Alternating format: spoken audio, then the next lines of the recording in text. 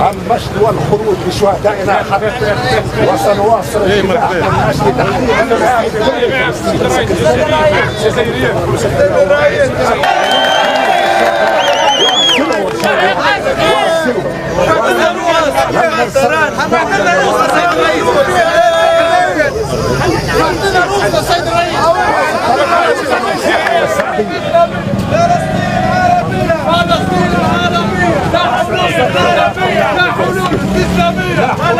عربية حلول استسلامية فلسطين عربية حلول استسلامية فلسطين عربية حلول استسلامية حلول استسلامية فلسطين عربية حلول استسلامية يا سيد الرئيس حقكم على اقل رجل واحد من اجل تحرير الارض المحتله وحتى نسترجع فلسطين كل فلسطين والمجد والخلود للشهداء ولن ننساهم ابدا امام هذه المذبحه التي يشاهدها العالم الذي يقول انه متخذر ولكنه يقتل كل يوم مئات من الاطفال ويهدم البيوت. شعبنا عربي وشعبنا واحد وسننتصر ان شاء الله سننتصر.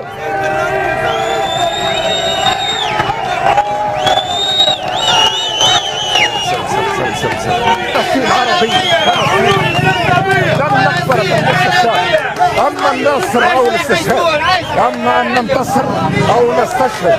ولا مكان للخونه بيننا ولا مكان للعملاء ولا مكان لاي كان يتعامل مع هذا العدو الذي قتل الالاف ويقتل المئات كل يوم من الاطفال والنساء ويضرب كل مستلزمات الحياه بتواطؤ مع العواصم التي تقول انها تحمي حقوق الانسان. كيف يشاهد العالم كله اليوم؟ كيف يشاهد العالم كل هذه المذابح؟ انا مع ابناء شعبي ونمنع هذا الموت لاننا نحن اما ان نعيش حرارا مكرمين واما ان نموت شهداء اعزاء ونلتقي الى الله ما في اعلى عليين. السلام عليكم. السلام عليكم. كل مرة تحيا تونس وعاشت فلسطين حرة كلمة الشعب وعاشت تونس حرة مستقرة عاشت تونس حرة مستقرة. ربي يحميك ربي يحميك ربي امين امين مستقبل زاهر ربي يحميك سيد الرئيس.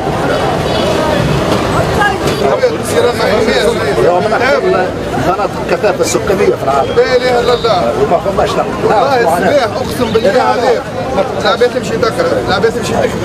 بركة يا سيد الرئيس بركة للنساء كسر الحاكم واللي ما عندوش سياره ما يدخلش. تكسير ما فهمناش لا تكسير. سيد الرئيس بركة والادويه لازم تكون فعاله زاد ما تكونش فيها المواد الفعاله منقوصه. لازم دواء مش دواء نصف دواء كما يحصل.